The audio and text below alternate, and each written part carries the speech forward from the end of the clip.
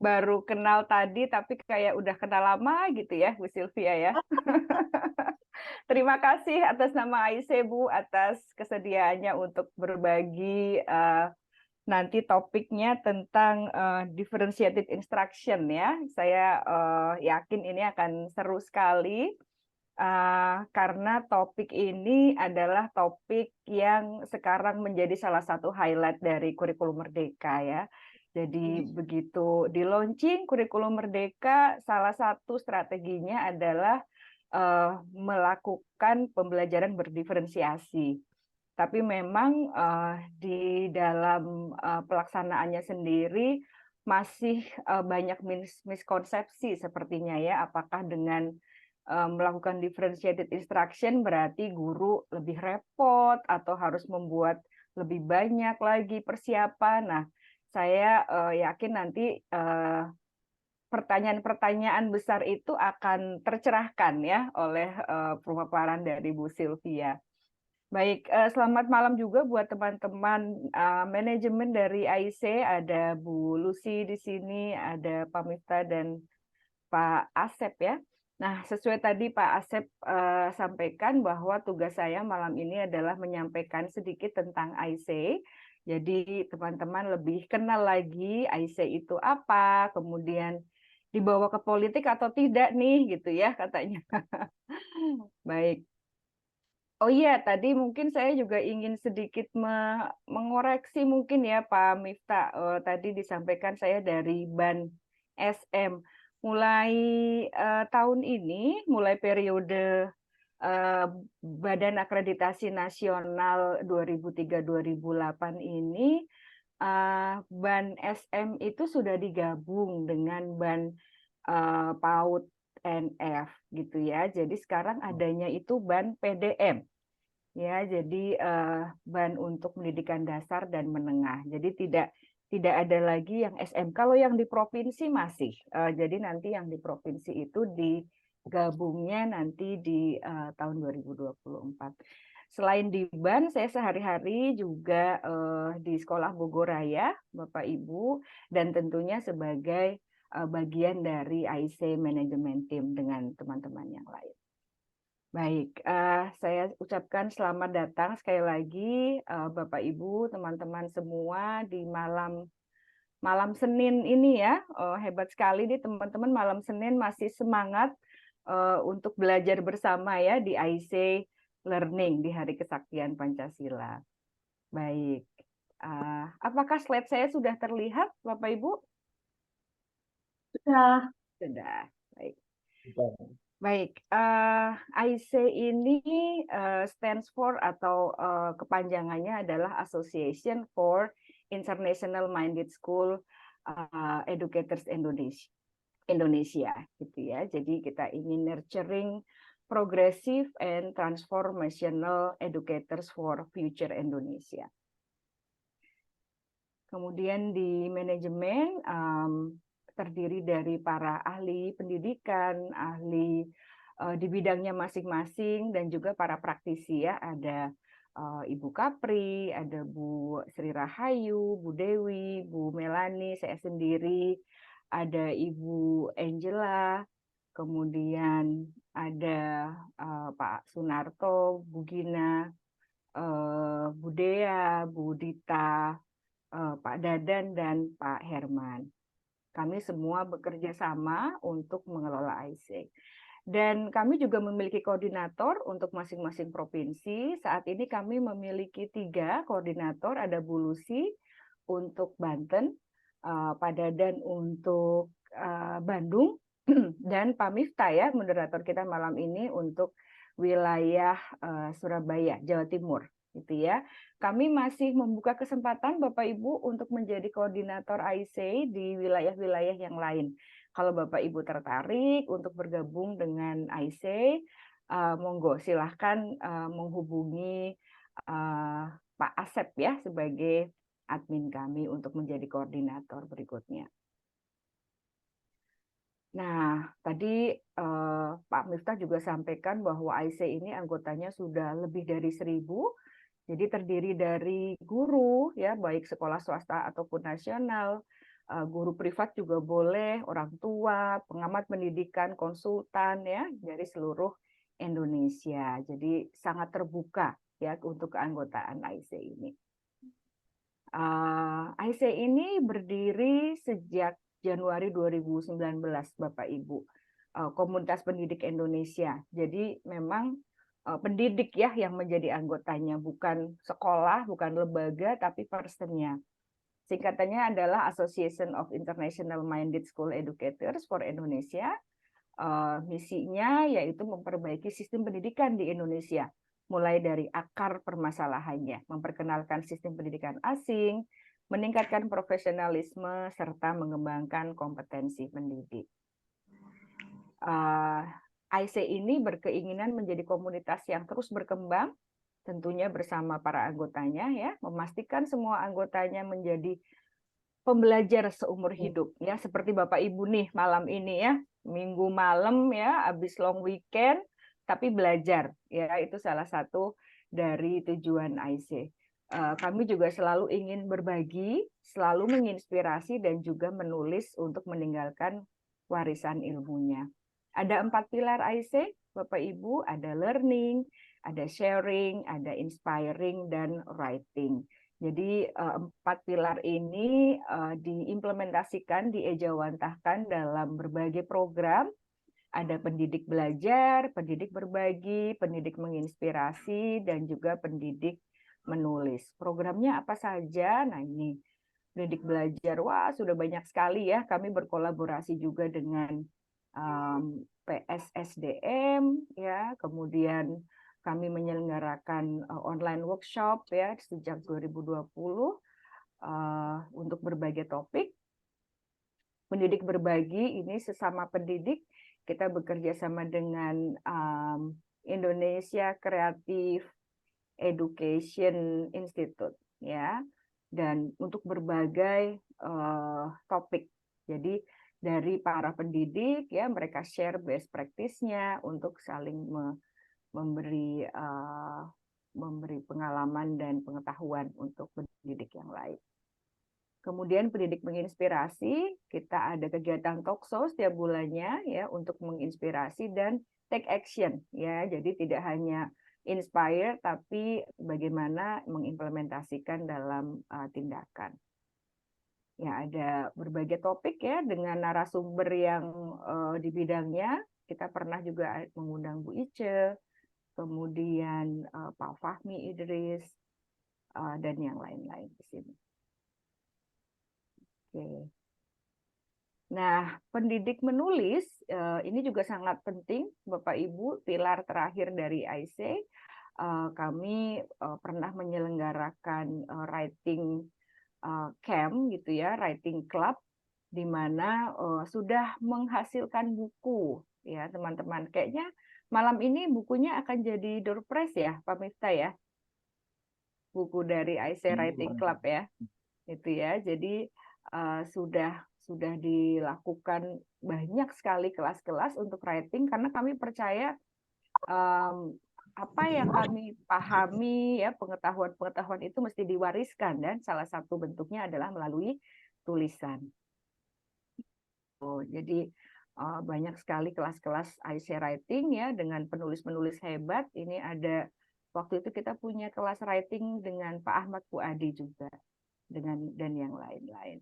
Nah, ini website kami, teman-teman, Bapak Ibu, silahkan tengok, silahkan kunjungi website kami yang baru desain lagi ya, dan dapatkan info-info tentang AIC di situ. Terakhir, untuk mendaftar AIC, silahkan hubungi admin kami, Pak Asep, atau klik di sini ya untuk langsung isi data dengan lengkap, kemudian submit, dan nanti admin kami akan memverifikasi. Nanti kalau sudah jadi anggota, Bapak Ibu bisa mendapatkan akses untuk berbagai kegiatan AIC. Nah, ini beberapa buku ya yang sudah kami terbitkan yang merupakan hasil dari Writing Club. Kurikulum ngumpet ya bukunya, judulnya.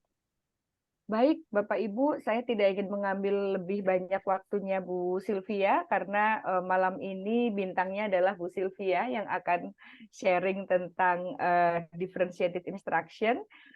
Saya yakin malam ini kita akan tercerahkan ya. Kita akan keep learning, keep sharing, keep inspiring, dan let's leave a legacy. Terima kasih Bapak Ibu, saya kembalikan ke Mas Miftah. Oke, terima kasih Bu Andri, luar biasa. Jadi terjawab ya Bapak Ibu, ternyata untuk IC ini sangat luar biasa karena ada 4 pilar ya tadi ya. Jadi kita sebagai anggota IC ini akan bisa untuk menjadi pembelajar, kemudian kita juga bisa berbagi, menginspirasi, dan juga yang terakhir dari menulis. Dan tadi kita lihat sungguh luar biasa untuk ini ya, narasumbernya tidak kaleng-kaleng gitu kan. Jadi memang kita ingin untuk memberikan apa ya, transformasi pendidikan di Indonesia itu menjadi lebih baik, sehingga tidak salah kalau Bapak Ibu bergabung di IC ini untuk upgrade dirinya seperti itu. Baik, seperti tadi Bu Andri menyampaikan biar nanti tidak terpotong waktunya. Ini pada malam hari ini sangat luar biasa di tengah kesibukannya, narasumbernya hadir di tengah-tengah kita semuanya dan meluangkan waktunya sehingga nanti Bapak Ibu bisa bertanya dan juga nanti langsung mendapatkan informasi dan ilmunya dari narasumber malam ini yaitu Ibu Dr. Sylvia. Nah, ini nanti akan membahas tentang strategi differentiated instruction. Mungkin sebelum saya ini ya, apa nanti bacakan CV-nya saya uh, panggil dulu ini. Selamat malam Bu Sylvia. Selamat malam Pak Miftah, senang bisa Di, berkumpul iya, bersama-sama ini ya, para guru-guru. ya. Ini sepertinya yang hadir ini banyak sekali ini. Ini sampai detik ini juga masih banyak yang masuk ini, minta di admit dan terus bertambah ini. Tadi pas kita masuk, ini ya, maksudnya begitu banyak ternyata setelah itu cukup banyak sekali. Baik, sebelum Bu Sylvia menyampaikan untuk materinya, ini saya spill dulu ya, untuk CV-nya ini. Ketika saya baca CV-nya, saya bergetar, luar biasa, pengalamannya cukup banyak. Ini Ibu nama lengkapnya Ibu Dr. Sylvia Primulawati Sutantio, MED ST.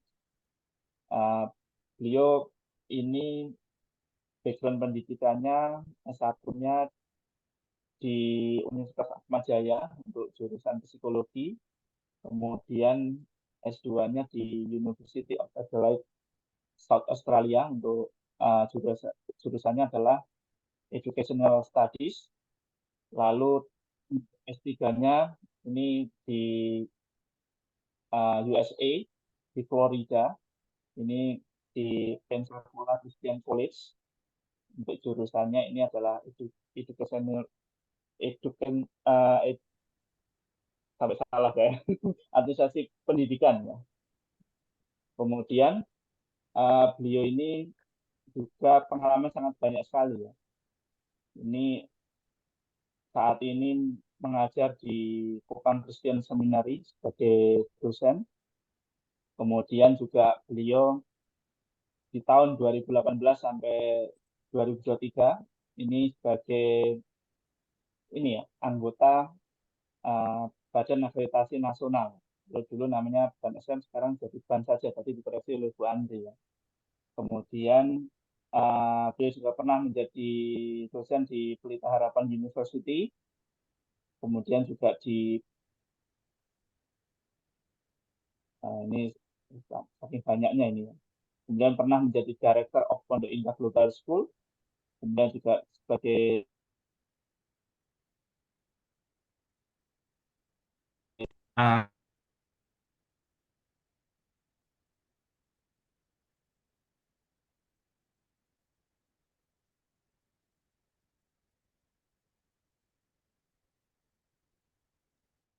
lalu Director Secretary and English Teacher di IPK Christian School.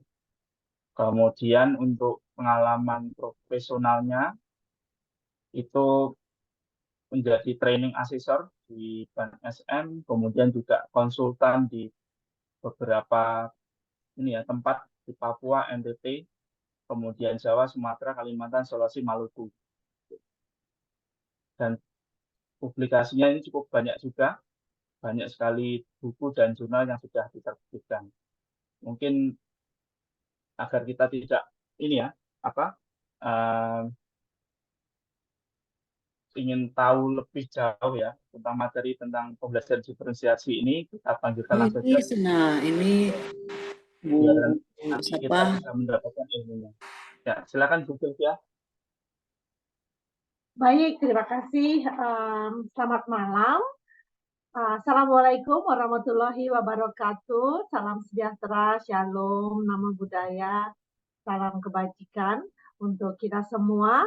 Bapak Ibu, para pelajar pada malam hari ini, kita akan bersama-sama akan belajar mengenai differentiated instruction, itu bahasa Inggrisnya ya, tapi bahasa Indonesianya pembelajaran berdiferensiasi. Apa itu pembelajaran berdiferensiasi?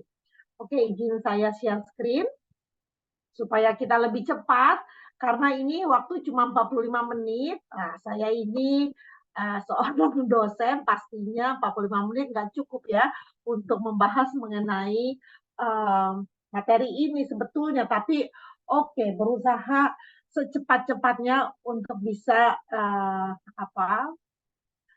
merangkum gitu sebetulnya apa ini pembelajaran berdiferensiasi dan juga bagaimana strateginya. Oke, tadi udah dijelasin ya, saya itu siapa begitu. Nah, itu sekilas saya ini seorang istri pastinya dari satu dan juga ibu dari satu anak. Jadi anak saya irit ya, cukup irit, cuma satu. Nah, kami memang nggak punya foto keluarga yang serius ya ternyata ya. Jadi foto keluarganya seperti ini, yang happy-happy aja begitu.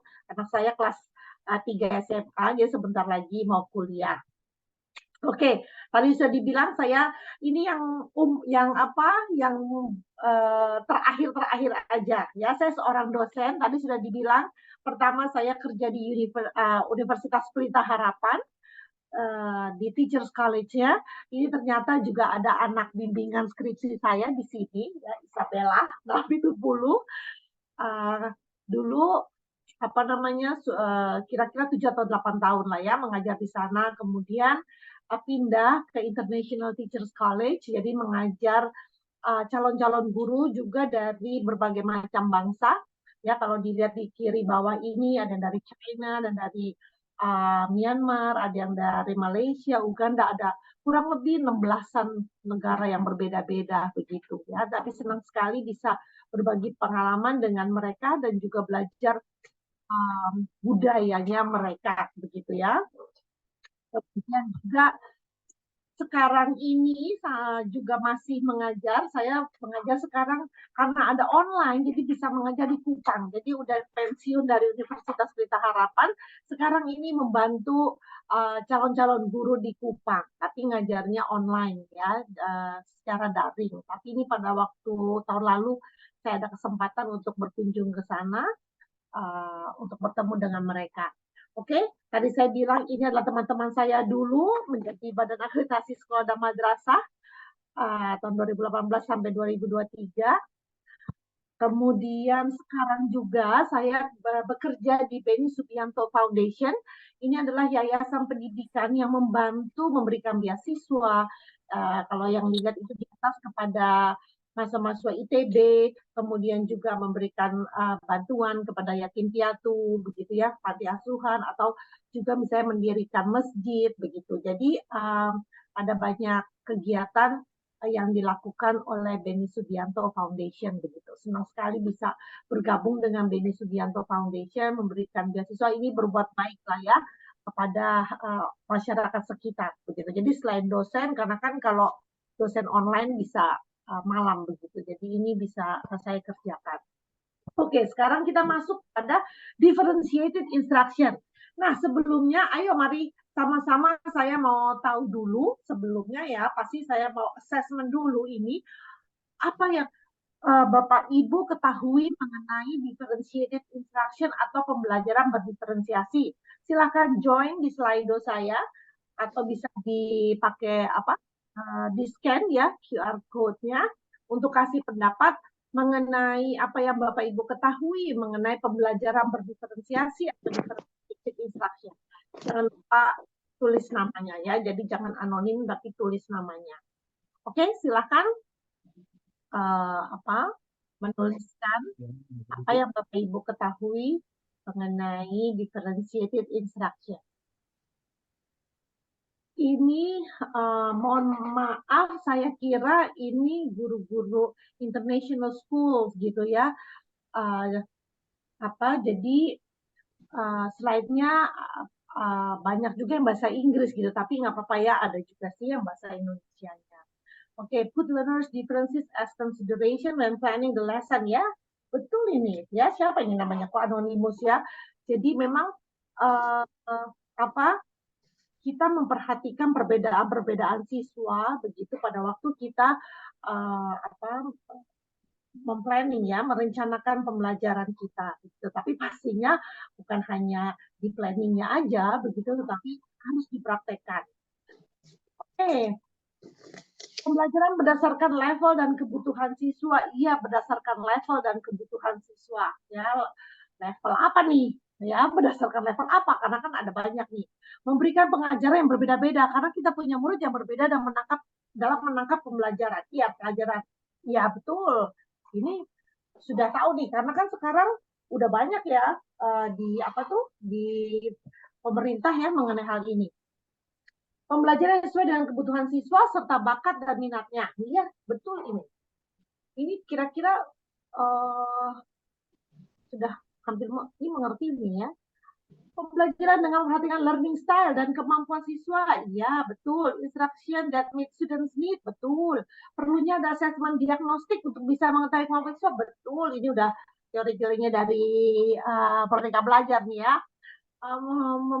Memberikan materi dengan multimodal, betul ya. Jadi oke, kurang lebih sih saya kira Bapak Ibu ini sudah tahu gitu maksudnya bahwa yang namanya differentiated instruction itu memberikan pembelajaran yang berbeda-beda pastinya ya. Maksudnya proses pembelajaran yang berbeda-beda. Berdasarkan klasifikasi peserta didik di kelas, iya betul. Jadi ini masih sepotong-sepotong gitu ya menurut saya nih taunya karena belum ada yang complete begitu ya memberikan definisinya. Pokoknya kayak si Ibu Dewi bilangnya pokoknya instruction itu yang memenuhi kebutuhan siswa deh, pokoknya seperti itulah ya, in a nutshell ya secara garis besarnya. Betul, memang seperti itu ya, tapi ini kita balik sedikit ya, saya mengulang. Di Indonesia, ini kita memang baru baiknya ya, lagi merdeka belajar, kemudian tentang differentiated instruction dan sebagainya. Padahal kalau asalnya, ini kan dari Amerika ini, itu udah lama ya Bapak Ibu, ya sudah lama sekali. Tetapi memang karena mungkin di Indonesia ini konsultannya banyak juga dari Australia, setahu saya nih ketika saya di BAN itu, jadi baru banyak kan konsultannya orang Australia. Di Australia juga ini baru ya di NSW juga baru diterapkan seperti ini gitu. Karena dulu saya kepala sekolah international school yang memakai kurikulum dari New South Wales. Dulu belum waktu saya tapi sekarang ini baru aja. Jadi sejarahnya itu mulai dari one room schoolhouse. Zaman dulu sekalinya di Amerika juga ya mirip-mirip lah kayak kita di Indonesia yang daerah 3T ya. Sekolahnya sekolah satu atap begitu. Siswanya berbagai macam usia juga. Kalau kita ingat ceritanya Little House in the Prairie, waduh itu mungkin Bapak Ibu nggak tahu ya, saya udah tua banget ini. Dulu waktu masih kecil kita filmnya itu kan di TV kita Little House in the Prairie. Jadi cuma satu ruangan kelas isinya muridnya macam-macam. Nah, ketika tahun 75 ini ya, mungkin sebagian besar Bapak Ibu belum lahir begitu. Tahun 75 ada undang-undangnya begitu ya, tetapi memang itu sebetulnya untuk memenuhi anak-anak berkebutuhan khusus karena kan dia harus differentiated kan, makanya kan harus berbeda dari anak-anak yang umum. Sejarahnya itu seperti itu. Nah, kemudian 10 tahun kemudian tahun 85 ya memang ini difokuskan untuk anak-anak yang gifted dan talented. Jadi kalau di Indonesia memang belum ada nih pendidikan seperti ini. Sebenarnya sih ini salah satu mimpi saya ya. Saya ingin sekali punya sekolah yang mengajarkan untuk anak-anak ini ya differentiated atau yang gifted dan talented gitu. Kalau untuk anak ABK yang seperti autis, ADHD itu udah banyak ya yang SRB, tapi yang ini kayaknya di Indonesia belum diperhatikan. Kalau di Amerika ini udah lama ya, ada kelasnya ya, kelas khusus yang menangani hal ini. Nah, tahun 1995 juga diperluas lagi. Jadi bukan hanya untuk anak-anak yang gifted dan talented aja, tapi dicoba diterapkan juga oleh si ini, namanya Carol ya, Tomlinson, dari University of Virginia untuk diterapkan juga di sekolah-sekolah umum begitu. Jadi udah dimulainya sudah lama sekali ya kan dari tahun 95 di sana. Nah, teori-teori yang banyak beredar itu udah banyak sekali di kopi-kopi. Tapi yang saya lihat ini teorinya Tomlinson lah, dia inilah ya yang sepertinya kayaknya yang ya pioneer dan juga pencetusnya dan yang sangat aktif begitulah ya untuk membahas kemudian memberikan contoh mengenai differentiated instruction. Jadi seperti itu Bapak Ibu ya, awalnya untuk gifted and talented student, tapi lama-lama bisa juga nih sekarang ternyata ya memang diterapkan karena murid kita juga berbeda-beda begitu. Tadi sudah dijelaskan ya kenapa pakai seperti ini nih rasionalnya ya, maksudnya alasan behind differentiated instruction begitu. Karena murid kita punya kebutuhan yang berbeda-beda, punya background yang berbeda-beda, punya minat yang berbeda-beda, punya kemampuan bahasa yang berbeda-beda, punya apalagi budaya yang berbeda-beda. Jadi banyak sekali kan perbedaannya. Nah, bagaimana kita sebagai guru harus mengakomodasi begitulah kira-kira ya perbedaan-perbedaan ini. Nah, kalau secara umumnya, kalau Tomlinson mengatakan bahwa yang namanya differentiated instruction itu sebuah filosofi pengajaran yang berdasarkan bahwa ya ini dia, siswa itu akan belajar dengan baik, gurunya mengakomodasi perbedaan-perbedaannya. Nah, kalau khususnya untuk Tomlinson ini, dia mengatakan bahwa dia membagi perbedaan siswa itu dari 3 hal, ya, yaitu readiness level. Tadi ada yang bilang level begitu ya, tapi level apanya? Yaitu dia level readiness, yaitu kesiapannya. Waduh, ini siapa yang mencoret-coret ini ya? Kemudian juga minatnya, ya, interestnya, dan juga learning profile-nya. Yang mungkin kalau bagi kita bilang gaya belajarnya lah, kurang lebih seperti itu. Ya, jadi 3 hal inilah, perbedaan ini begitu yang dikelompokkan ya oleh Tomlinson. Begitu. Jadi memang yang diakomodasi gitulah kurang lebih di dalam kelas adalah 3 perbedaan ini. Nah, kemudian Tomlinson mengatakan bahwa yang namanya differentiated instruction itu merupakan respon yang proaktif dari guru-guru terhadap kebutuhan murid. Begitu. Nah, diharapkan dengan pembelajaran yang berdiferensiasi ini tujuannya apa? Kita akan mengimprove learning outcome kita, kemudian increase engagement, jadi anak-anak lebih terlibat, kemudian anak-anak lebih aktif, lebih sadar akan tugasnya begitu. Ya, tujuannya sih ujung-ujungnya ya pasti anak-anak mau bertumbuh dengan baik ya. In a nutshell, kurang lebih ini seperti ini. Ya, jadi secara garis besarnya kalau mau cepatnya ini seperti ini. Jadi yang namanya differentiated instruction itu prinsipnya ya harus kurikulumnya berkualitas, kemudian harus mengimprove outcomes-nya, kemudian ada grup yang fleksibel begitu. Ya, ada macam-macam ini, harus teaching up. Nah, teaching up itu maksudnya apa?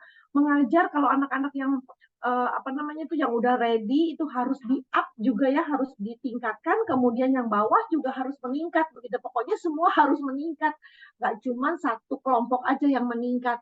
Kemudian assessment itu yang harus berkelanjutan, yang terus menerus, kemudian juga bagaimana membangun komunitas di dalam sekolah itu, dan juga learning environment-nya itu juga harus baik begitu. Nah,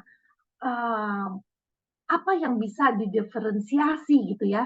Kita ini sebagai guru bisa mendiferensiasi apanya?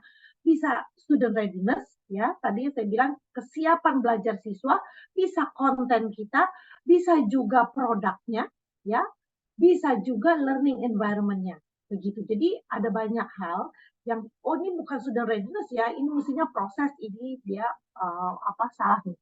Nah, kemudian menggunakan apa strateginya? Nah, strateginya berbagai macam ya, ini yang akan kita mau nanti ya, saya jelasin apa itu RAFS, begitu. Apa itu graphic organizer, bisa juga pakai tic-tac-toe dan sebagainya. Pokoknya ujung-ujungnya itu ya student growth begitu ya. Tadi seperti yang saya katakan. Dan nanti kita akan bahas lagi bersama-sama. Nah, maksudnya itu apa sih? Nah, ini dia nih. Kalau ini saya senang sekali ya gambarnya, kita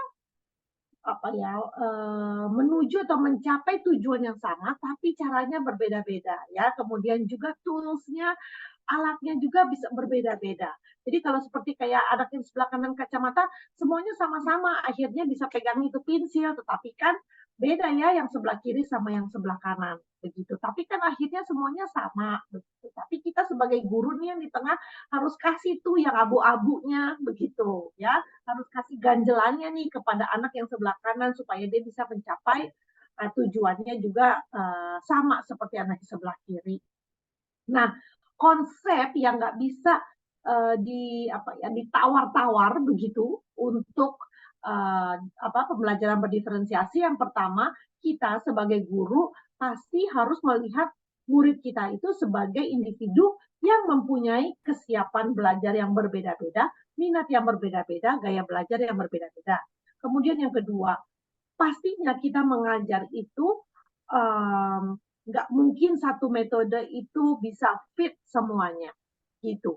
Jadi kan seringkali kalau yang sering kita didengungkan begitu ya, belajar misalnya pokoknya nggak boleh ceramah deh, pokoknya kayaknya kita anti banget begitu ya sama ceramah. Enggak juga loh, ada anak yang memang bisanya tuh belajar seperti itu gitu. Dulu saya juga pernah coba waktu saya jadi dosen di UPH itu, saya coba nih, sekarang kita pakainya yang kooperatif learning begitu terus ya. Tapi kalau misalnya anak-anak ini kan dulu saya mengajar itu mahasiswanya dari semua daerah ya, dari seluruh Indonesia, bukan hanya satu pulau aja, misalnya Jawa aja begitu kan enggak. Nah, tetapi belum tentu loh semua itu bisa, belum tentu semua itu tahu tanggung jawabnya dan sebagainya. Jadi pokoknya dia percaya nggak ada mengajar itu satu metode itu bisa fit untuk semuanya, maksudnya itu cocok untuk semuanya begitu. Kemudian dikatakan yang namanya pembelajaran berdiferensiasi itu adalah pendekatan yang proaktif bukan reaktif begitu. Kenapa maksudnya proaktif? Proaktif itu dalam arti yang tadi tuh yang ibu siapa tuh yang mengatakan bahwa harus direncanakan gitu ya, dari lesson plan-nya aja udah harus direncanakan. Jadi bukannya pada waktu kita bisa mengajar tentunya kita kaget gitu ya, ada anak yang seperti ini ya ternyata ya, kita itu namanya reaktif. Bukan seperti itu, tetapi kita udah merencanakan dan menyusunnya di lesson plan kita sebelum kita mengajar begitu. Kemudian dikatakan bahwa seorang guru itu seperti chef, harus seperti chef yang bisa menyajikan berbagai macam menu masakan kepada siswanya. Nah, prinsipnya apa? Yang tadi ya sudah dikatakan, kurikulumnya memang harus berkualitas. Dalam arti apa? Ya kurikulumnya itu memang memenuhi kebutuhan dari siswa-siswa kita, ya cocok dengan siswa-siswa kita. Kadang-kala kalau kurikulumnya itu yang dibuat orang Jawa, tetapi kan bagi orang NTB atau juga NTT atau orang Papua nggak cocok begitu, ya harus dicocokkan. Kemudian pengajaran yang responsif begitu. Artinya apa? Kita harus merespon kebutuhan siswa. Kemudian asesmennya itu juga berkelanjutan. Maksudnya apa asesmen berkelanjutan? Harus banyak asesmennya, harus melakukan formative assessment.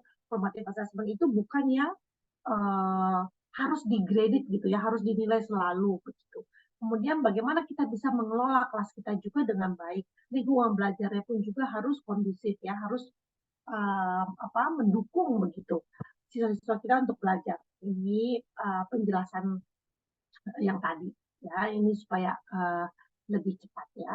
Jadi assessment itu apa? Harus ada, tadi kan udah dibilang tuh, harus ada diagnostik ya kan, ada guru tuh ya. Jadi makanya tadi saya bilang ibu-ibu ini menjawab sepotong, menjawab prinsipnya, menjawab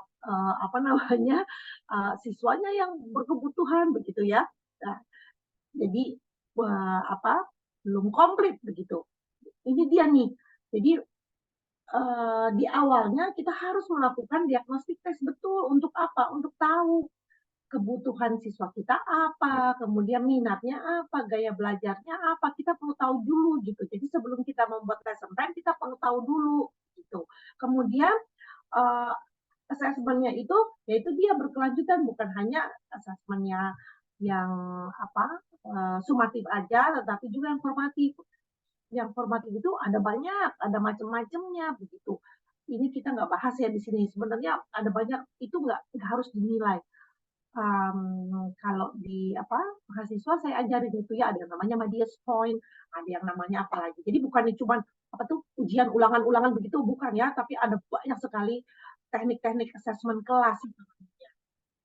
Ada berapa banyak lagi tuh yang udah kita bisa lakukan, yaitu dia assessment berkelanjutan. Jadi bukannya tes gitu ya Bapak Ibu, nih assessment berkelanjutan bukannya ulangan, bukannya cuma begitu ya. Jadi bukannya quiz atau itu, bukan, tetapi kita ingin tahu seberapa jauh dia itu mengerti apa yang kita ajarkan. Jadi nggak dinilai, tetapi itu merupakan feedback lah buat kita begitu. Ini mirip-mirip lah dengan kurikulum IB yang selalu juga melakukan seperti ini begitu.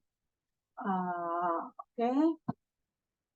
Nah, terus kemudian apa yang tadi ya, yang elemen yang kita bisa bedakan. Yang pertama kontennya pasti, apa yang perlu dipelajari siswa. Nah, kemudian prosesnya, ya bagaimana kita itu mengajarkannya kepada siswa, itu kita bisa bedakan. Karena kan ini semua ada di dalam kontrol kita. Produk itu apa? Produk itu seperti kayak hasil akhir ya, asesmen akhir ya, yang kita berikan kepada siswa sebagai tanda bahwa siswa itu sudah belajar apa yang materi atau topik yang kita ingin mereka ketahui. Kemudian juga udah pasti ya, iklim dan lingkungan belajar, suasana kelas, fisik, pastilah kita juga bisa mengontrol itu. Ya. Nah, tadi saya katakan ini dia nih, ya, student itu punya minat berbeda, kesiapan, dan juga learning profile. Nah, perlu kita ingat ya, secara khusus si Tomlinson mengatakan readiness ini adalah seberapa jauh ya, atau seberapa dekat siswa itu terhadap tujuan pembelajaran.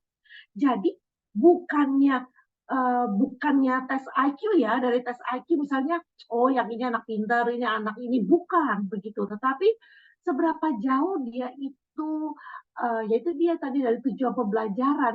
Jadi maksudnya ginilah secara umumnya, berapa siap gitu loh, berapa siap dia terhadap materi yang kita mau ajarkan. Jadi setiap materi atau setiap topik itu pasti berbeda-beda begitu. Karena apa? Siswa itu kan juga punya minat yang berbeda-beda. Misalnya kalau anak ini senang sekali dengan tentang mau jadi dokter ya, dia senang sekali dengan tubuh, tentang mengetahui tentang tubuh manusia, sistem pencernaan, sistem pernafasan, sistem ekskresi dan semuanya. Wah, dia hafal sekali, dia tahu sekali begitu.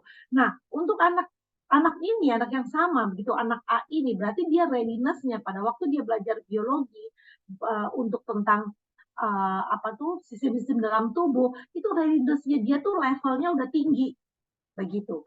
Nah, tetapi kalau dia nggak suka yang namanya zoologi, itu dia nggak suka, kayak binatang-binatang gitu, aduh dia nggak suka ya. Ada pengelompokan kan, ada yang kelompokan, ada spesiesnya, ada jenis itu, aduh dia pusing deh, dia nggak mau deh. Nah, mungkin readiness dia untuk belajar itu rendah. Begitu maksudnya ya.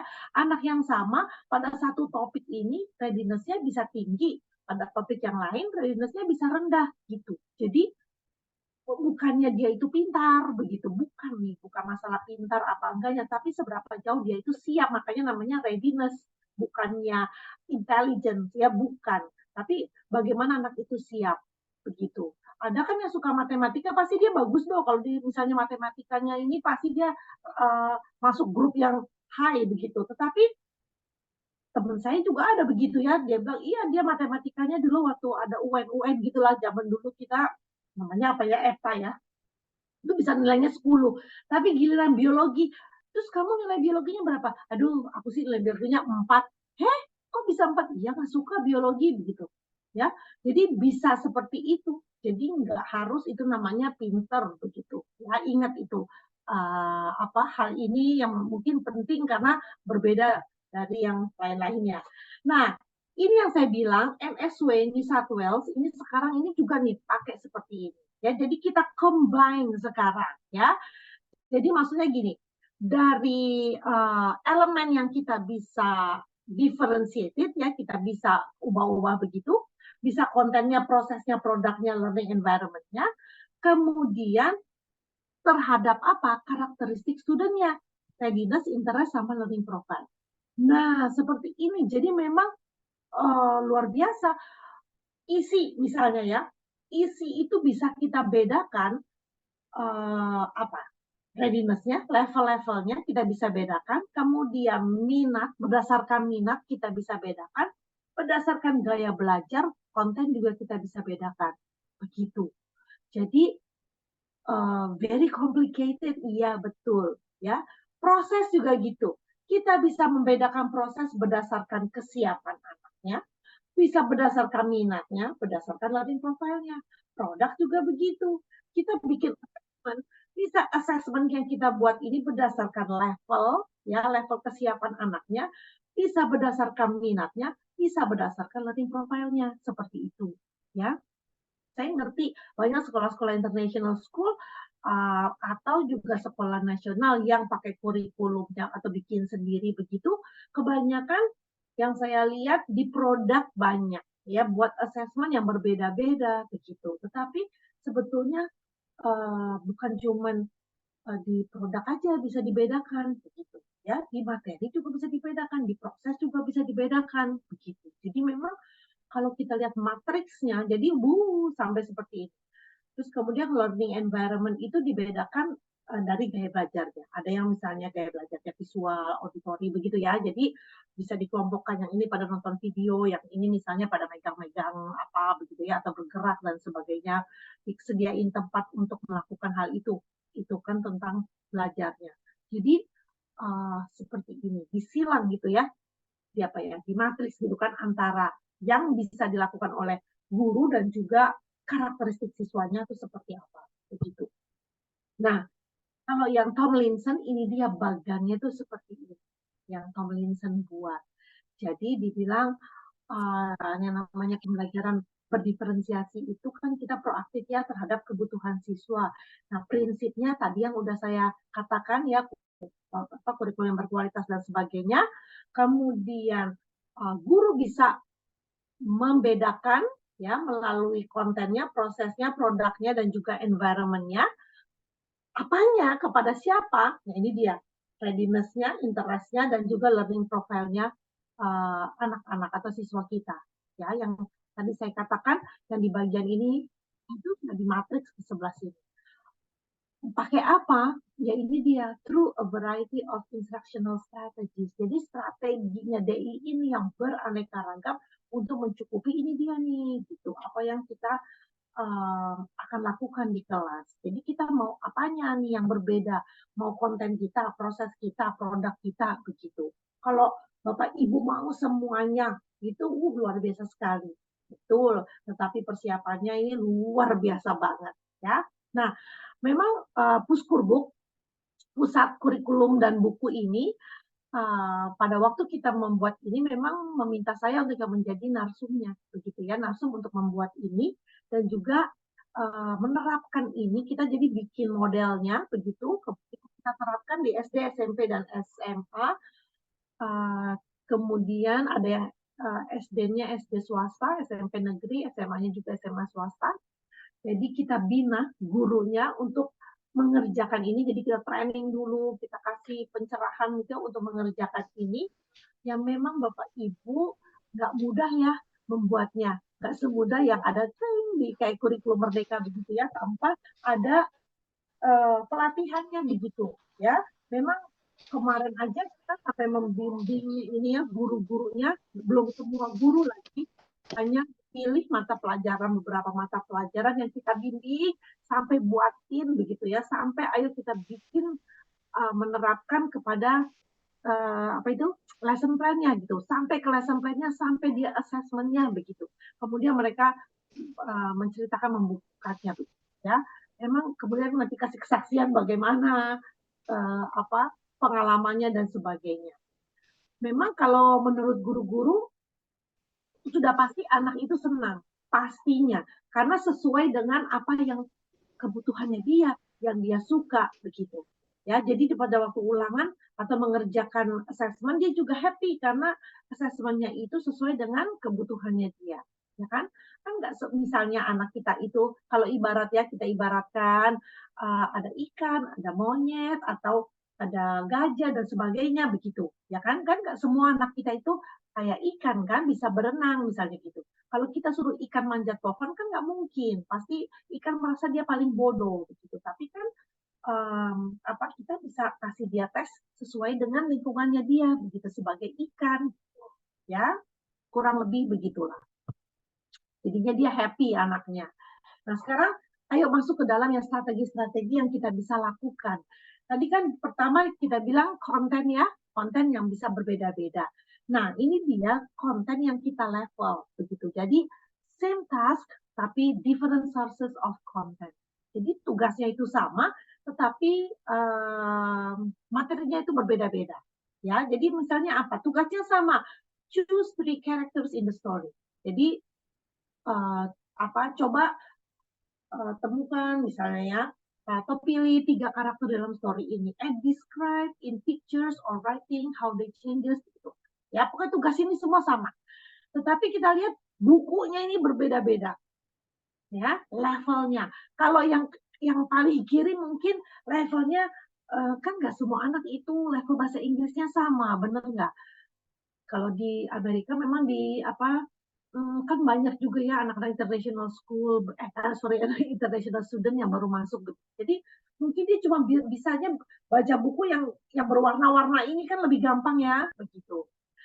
Kemudian yang tengah mungkin sudah agak lebih susah nih. Yang paling kanan ini biasanya yang buku paperback itu, yang udah nggak ada gambarnya, semuanya tulisan-tulisan yang kayak kertas koran begitu, ya kan? Itu kan pastinya susah ya, kayak buku novel begitu kan udah susah levelnya begitu. Tetapi semuanya disuruh pilih 3 karakter. Nah, tapi bukunya itu kita bedain tuh kontennya gitu ya, berbeda-beda. Seperti itu contohnya bisa. Nah, kemudian kalau untuk proses gimana? Tadi saya katakan di dalam proses pastinya harus ada assessment yang apa? Yang berkelanjutan, yang nggak putus-putus begitu. Kemudian kegiatannya itu harus make sense, misalnya begitu. Ya, kenapa? Karena harus menggunakan kemampuan siswa, keterampilan siswa atau informasi yang siswa sudah miliki.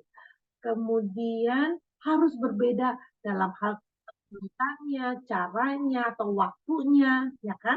Kalau anaknya levelnya berbeda, misalnya kalau yang level rendah dikasih waktunya lebih panjang, kalau yang level tengah-tengah rata. Oh ya, biasanya Tomlinson itu membagi dalam 3 level, yang bawah, rata-rata, dan yang atas, begitu. Tapi kemarin pada waktu apa saya bina apa ini suatu apa sekolah untuk mengerjakan ini semua sekolah itu give up ya memberikan 3 level gitu.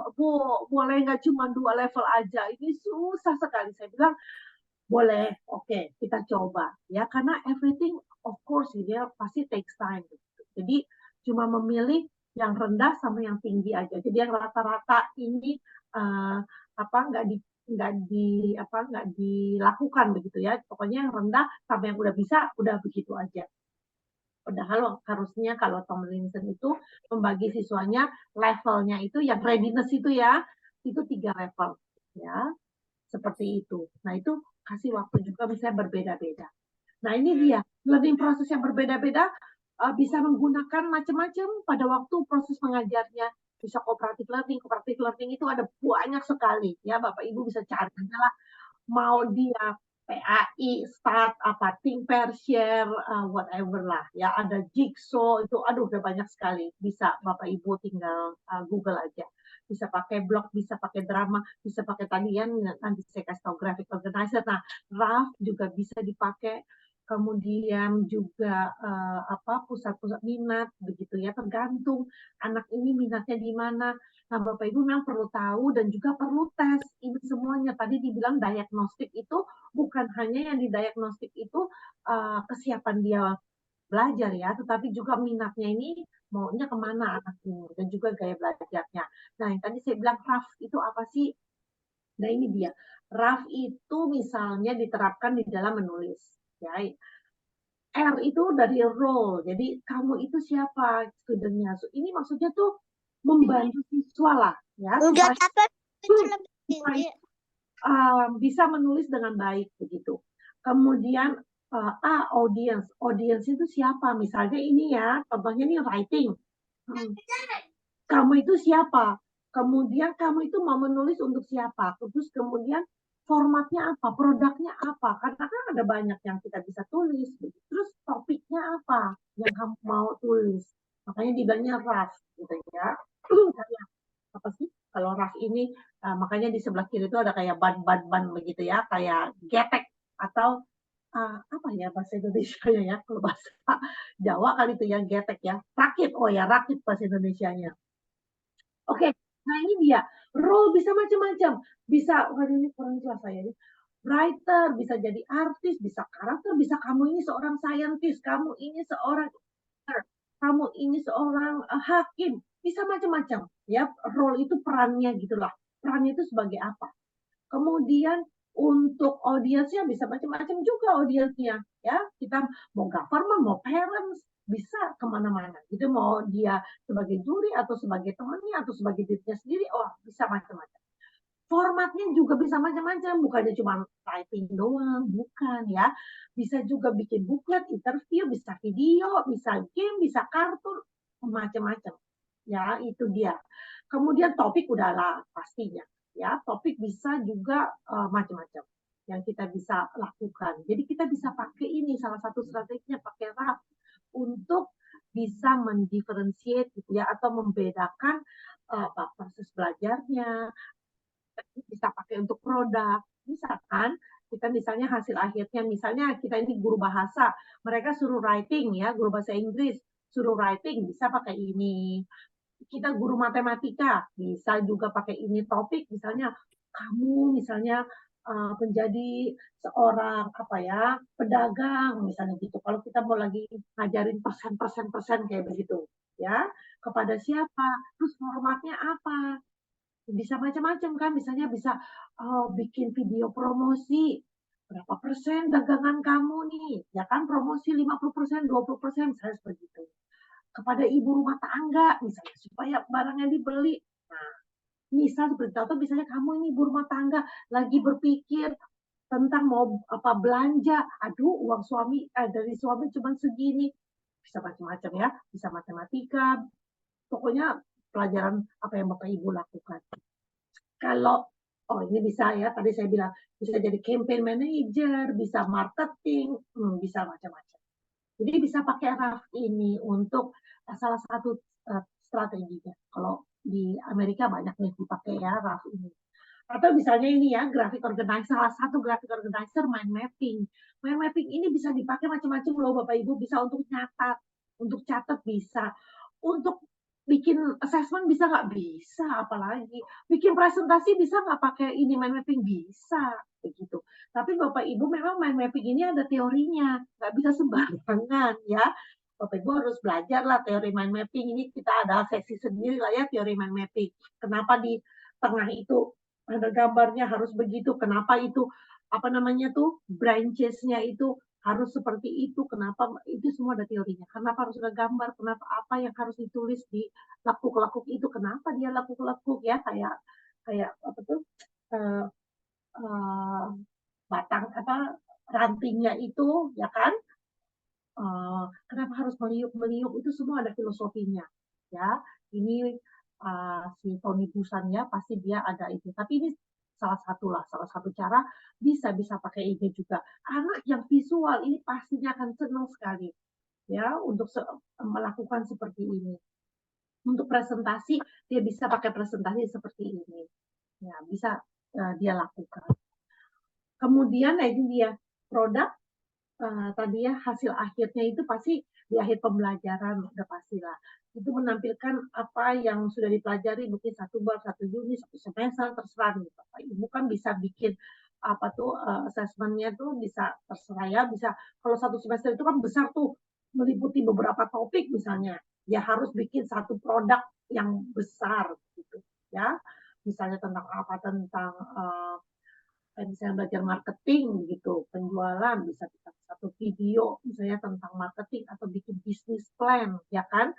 Kalau anak-anak SMA kan harus bikin bisnis plan. Jangan salah loh, dulu waktu saya direktur sekolah ya, itu murid saya masih SMP loh memenangkan bisnis plan karena yang bikin itu travel agent ya. Kemudian mereka melakukan research apa semuanya itu big product kan, hasil akhirnya di kelas memang diajarin ekonomi kan, bagaimana tentang bisnis dan sebagainya, tapi yang namanya bisnis plan itu kan udah pelajaran 1 semester kali ya, atau pelajaran setengah semester begitu, sampai mereka harus presentasi apa di depan travel agent dan memenangkan itu, dan diambil mereka punya bisnis plan itu untuk menjadi salah satu itinerary wisata dari travel agentnya itu, ya. Wah, pada senang itu kan, dan sebagainya lah. Ya, itu produk yang besar ya, yang bisa bahkan bisa dilombakan seperti itu. Tapi kalau ada juga kan yang kecil-kecil, ya. Yang penting ya itu dia bisa memotivasi siswa, bisa bermakna dan sebagainya. Produknya harus seperti itu. Nah, produk berkualitas itu kita harus tentukan apa yang akan dinilai, bentuk atau format apa yang kita kehendaki. Produk bisa macam-macam, bisa dia suruh nulis buku, kemudian bisa juga kalau IT buat website atau apa, bisa bisa bikin foto, bisa presentasi, bisa bikin nyanyian begitu ya. Kalau anak-anak, kalau mahasiswa sih enak nih, dulu waktu saya ngajar, apalagi kalau saya ngajar anak PGSD ya, anak calon-calon guru SD, saya suruh bikin lagu, bikin puisi, macam-macam lah ya, bikin drama, pokoknya nggak pernah tuh kalau saya ujian akhirnya itu paper pen gitu ya, maksudnya cuma hafalan aja begitu, karena saya pikir percuma, mereka juga nanti pas sudah lulus bakalan lupa begitu, tapi apa yang mereka lakukan itu pasti akan mereka ingat gitu ya. Kemudian kita pengennya seperti apa, kualitasnya, jangan lupa rubriknya dan sebagainya ya. Kemudian apa dukungan yang kita bisa berikan. Nah, kalau misalnya kayak sekarang ini anak-anak yang di Kupang itu saya suruh bikin survei dan sebagainya, itu perlu banget sekali mereka dibimbing kan, bagaimana bikin pertanyaan gitu, pertanyaan yang cocok dengan topiknya dan sebagainya begitu. Jadi itu juga yang harus kita persiapkan. Kemudian bagaimana kita dipresentasikan hasil akhirnya ya.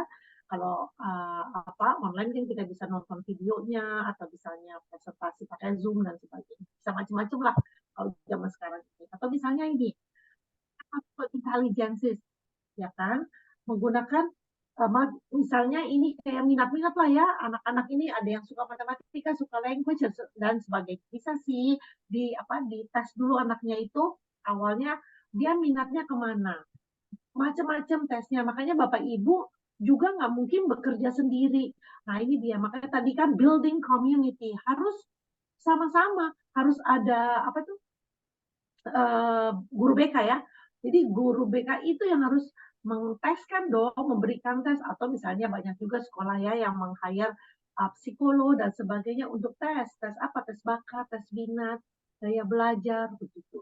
Atau kalau Bapak Ibu yang pusing-pusing, sekarang di online juga banyak ya, pakai yang nggak bayar dulu lah, itu juga bisa ya. Jadi maksudnya kalau misalnya nggak punya psikolog atau sekolahnya nggak mampu, aduh gimana dong Bu Sylvia? Sekarang udah banyak sih, bisa lah dipakai. Walaupun tidak berbayar, ya biasanya basic kan, yang basic setidak-tidaknya tahulah nih anak kira-kira mau kemana, ya seperti itu. Nah bisa pakai ini tic-tac-toe, ini dalam hal apa? Dalam hal bikin book report misalnya. Semuanya ini sama nih, tapi kalau yang satu anaknya itu visual suka gambar ya, jadi bilangnya draw a picture of the main character, begitu. Kalau yang sukanya dia kinestetik dan sebagainya begitu, anaknya seni-seni gitu bisa perform a play that shows the conclusion of the story, begitu. Semuanya sama nih tentang book report. Tapi saya suka musik, write a song about one of the main event, begitu. Jadi suruh macam-macam kan, ada yang make a poster, bisa juga write a poem kalau misalnya dia sukanya language gitu kan, atau misalnya dia sukanya visual, dia bikin poster, atau dress up as your favorite character, bisa macam-macam ya. Bisa juga kalau yang dia sukanya anaknya matematis begitu ya, oke, you create a Venn diagram. Ini kayaknya aneh kan, ini book report kok diagramnya diagram Venn gitu kan. Boleh aja ya, tentang apa ya, ini dia kontras, kita meng-compare begitu. Jadi bisa macam-macam. Bisa pakai ini tic-tac-toe, pakai multiple intelligence juga untuk bikin book report. Jadi kan ini bisa macam-macam kan, sesuai dengan minatnya anak itu seperti apa. Ini bisa pakai pada waktu proses belajar, tapi bisa juga kan book report itu biasanya bisa kita ambil juga kan sebagai assessment kita. Gitu. Mereka suruh baca buku, kemudian bikin book report. Nah, kemudian produk ini bisa yang ini misalnya base. Ya, ini tinggal 3 menit. Makasih sekali ya ini. Iya, contoh-contohnya ya, strategi supaya ada gambaran. Kalau nggak puyeng kan, gitu. Kemudian ini produknya juga sama ya. Misalnya apa? Select a person in one of the folders and write a composition gitu, describing that person. Kalau kamu sukanya artis, kamu ya pilih salah satu artis. Kemudian atau misalnya atlet, kalau sukanya olahraga, scientist, musician, terserah kamu mau pilih siapa aja yang kamu suka, kan minatnya macam-macam ya, tapi kamu bikin komposisi mengenai orang itu. Kemudian misalnya seperti ini, same goal, different ways to achieve it. Jadi misalnya, oke, kita bikin assessment. Ada nih ya pertanyaan-pertanyaan yang poin 1, pertanyaan yang poin 3, pertanyaan yang 6 poin. Goals-nya semua harus bikin misalnya mencapai 30 poin. Tapi kalau you pilihnya yang poin 10, berarti kan harus 30 nih. 30 pertanyaan ini yang you harus kerjakan. Kalau kamu misalnya pilih yang 3 poin, cukup 10, misalnya ya, kamu kerjakan hasilnya juga bisa 30. Kalau kamu pilihnya yang 6, cuma 5 soal aja kamu kerjakan, tetapi kamu bisa dapatnya 30. Goalnya sama, pokoknya semua 30. Tapi gimana caranya kamu mencapai 30 itu? Ya, boleh juga campur-campur, terserah anaknya. Bisa seperti itu. Atau ini ya, example lain, bisa macam-macam. Begitu kita pakai caranya. Ya, ada 10 poin dan sebagainya, begitu. Oke, kemudian ini dia produk yang bisa dibuat oleh student juga, banyak sekali. Bukan hanya cuma satu-satu, Bapak Ibu juga saya pikir banyak ya bisa melakukan macam-macam begitu produk yang bisa dilakukan oleh anak-anak. Maksudnya ini untuk assessment akhir ya, bisa begitu. Nah, gimana dong di dalam kelasnya nih nanti? Bisa macam-macam Bapak Ibu ya. Jadi ini kayak alurnya gitu. Bisa misalnya pertama whole class bersama-sama dulu, kemudian dibagi dalam small readiness group, ya. Terus nanti kemudian bisa whole class lagi, share information. Terus kemudian nanti bisa lagi, oke, sekarang anak-anak bekerja sendiri pakai tadi itu tic-tac-toe misalnya begitu ya. Kemudian nanti whole class lagi, kita mereview key ideas begitu. Terus kemudian nanti anak-anak boleh masuk ke dalam kelompok sesuai dengan minatnya. Begitu. Jadi bisa bergelombang-gelombang seperti ini. Jadi nggak melulu, maksudnya gimana nanti di kelasnya, bingung kan? Ya, jadi bisa ada bersama-sama, kemudian bisa yang berbeda-bedanya kapan gitu kita atur ya kelas kita seperti itu. Nah, bagaimana nih terakhir ini grading sistemnya? memang Bapak Ibu, kalau kita pakai differentiated instruction, grading system harus berbeda. Di kurikulum Merdeka ujung-ujungnya tuh kayaknya sih kurang jelas ya kalau menurut saya bilang begitu. Karena kalau yang Tomlinson katakan memang report card itu harus ada 3 yang kita nilai, 3 piece gitu. Pertama performance-nya, kemudian prosesnya, yang ketiga progresnya gitu. Jadi deltanya itu anak juga harus kita ukur. Jadi yang dulu nggak semuanya anak itu jadi nggak fair gitu lah ya untuk semuanya. Performance-nya kita ukur, prosesnya ya bagaimana dia mengerjakannya kita ukur, progresnya pun juga kita ukur begitu. Kemudian jangan lupa kita harus pakai criterion based assessment, bukannya norm based assessment ya. Harus ada kriterianya, kita buat rubriknya maunya gimana. Kemudian yang tadi pasti harus plenty of ungraded formative assessment. Jadi untuk apa? Sebelum tes harus kita melakukan itu supaya kita make sure ya kita tahu dia itu udah ngerti atau belum begitu. Oke, nah sekarang terakhir ya. Coba setelah dijelaskan secara cepat begitu, apa yang Bapak Ibu pikirkan mengenai ini ya, differentiated instruction atau pembelajaran berdiferensiasi. Apakah susah? Atau oh ya ini menarik? Atau yang ketiga, aduh repot sekali, ya ribet sekali. Kemudian yang keempat itu, ya bolehlah, layaklah dicoba, ya worth trying gitu.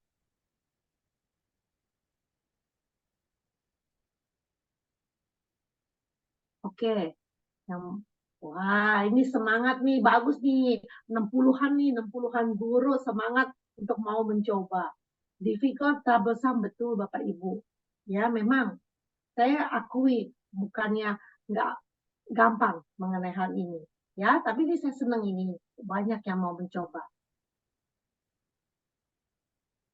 Waduh, makin sedikit dia mau mencoba. Jadi jangan cuma dengerin aja, tapi coba dilakukan ya, Bapak Ibu ya. Oke, ini wah banyak nih yang mau mencoba. Oke ya, nah sekarang ini tadi udah kita ngomongin ya, yang pertama ini harus ada pre-assessment itu di awal, diagnostik, tapi ini yang saya mau, yang paling penting ya. Bapak Ibu, things take time. Ya, ini sama. Tomlinson juga mengatakan hal ini. Jadi nggak mungkin itu yang namanya, kalau menurut saya ya memang lah boro-boro. Tomlinson aja yang mencetuskan ini mengatakan bahwa nggak mungkin di dalam kita mengajar ya tahun pertama langsung semuanya harus berdiferensiasi begitu. Bapak Ibu udah lihat ya betapa banyaknya item yang harus didiferensiasi, ya kan? Bisa konten, bisa proses, bisa produk, bisa learning environment. Berdasarkan apa? Berdasarkan readiness siswa, minat, dan juga learning profile. Tadi kan udah saya lihat matriksnya ya, saya bisa lihat. Jadi, kita bisa pilih one unit at a time. Jadi, kita bisa pilih misalnya, oke, satu unit mana yang kita mau bikin berdiferensiasi. Ya, atau lebih kecil lagi, one lesson at a time. Begitu. Di Amerika aja Bapak Ibu ya, satu sekolah itu yang dicoba begitu menjadi proyeknya itu 5 tahun Bapak Ibu ya, 5 tahun guru itu pelan-pelan tahun demi tahun dia bertambah. Misalnya, oke tahun ini cuman unit ini yang dia bikin berdiferensiasi. Karena saya mengerti nggak mudah ya, apalagi dari yang sama sekali belum pernah kemudian harus mencoba begitu. Nanti tahun depan unit ini kan udah ya, udah ngerti, udah bisa tambah lagi, dan seterusnya. Baru sampai 5 tahun itu bisa penuh 1 tahun gitu ya. Setiap kali dia unitnya dia bawakan bisa berdiferensiasi. Tapi pasti take time, ya nggak mungkin langsung oke seperti itu. Ya, nah, seperti itu Bapak Ibu. Terima kasih. Itu yang bisa saya bagikan. Yang terakhir ini dia, saya bilang, Bapak Ibu nggak usah khawatir.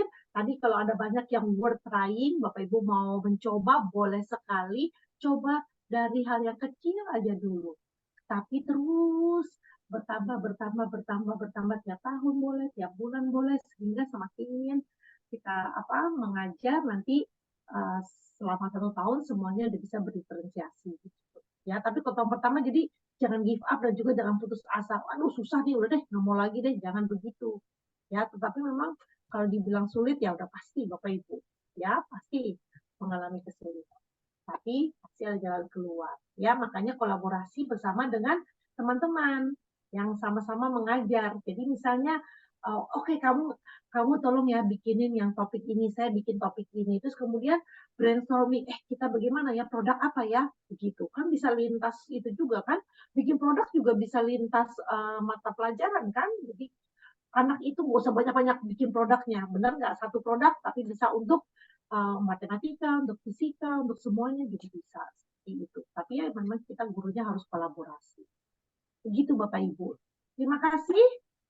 Saya kembalikan kepada Bapak Moderator, Pak Miftah. Silakan. Ya, terima kasih Bu Sylvia. Beri tepuk tangan Bapak Ibu, luar biasa ini. Jadi isinya daging semuanya, important thing semuanya yang bisa kita aplikasikan di sekolah kita masing-masing. Dan tadi saya cukup tercengang ini dengan ternyata di USA itu sejak 1985 sudah menerapkan ini ya, differentiation education di University of Virginia. Dan ini sebenarnya kita sudah ketinggalan, tapi nggak apa-apa. Lebih baik kita ini ya terlambat daripada tidak melakukan sama sekali. Gitu. Dan sebenarnya harus nambah lagi nih, karena tadi kan ada teori mind mapping-nya belum. Jadi sepertinya harus dijadwalkan lagi ya Bu Sylvia ya. Boleh. Oke. Oke, Bapak Ibu, silakan kalau ingin bertanya, dan ini nanti dari kami akan share untuk link ini ya Bapak Ibu, daftar hadir untuk lisensinya di chat, silakan mengisi, dan nanti kita akan undi nanti. Tadi kan di awal kita ada door prize ya, 2 buku yang judulnya adalah kurikulum ngumpet, yang salah satunya penulisnya adalah founder dari IC ini, Bu Kapri, dan pada malam ini sangat sayang sekali beliau tidak bisa hadir karena masih penerbangan ini. Jadi salam, semoga kegiatan ini bisa lancar dan bisa memberikan inspirasi terbaik untuk Bapak Ibu semuanya.